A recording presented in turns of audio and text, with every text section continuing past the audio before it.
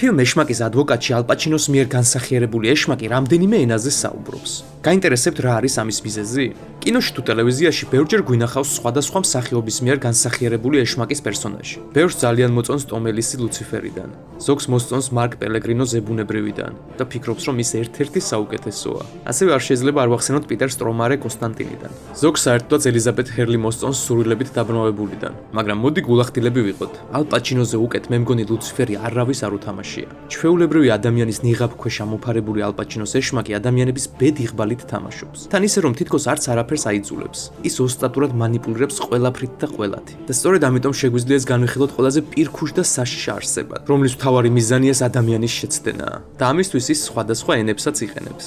ფილმში ალ პაჩინო საუბრობს ინგლისურად, ჩინურად, ესპანურად, რუსულად, კორეულად, იტალიურად და ლათინურად. ამით თითქოს ავტორები ილუსტრაციას ახდენენ, რომ ეშმაკს ყველასთან შეუძლია საერთო ენის გამონახვა და კომუნიკაცია, რათა უკეთ განახორციელოს საკუთარი ჩანაფიქრები.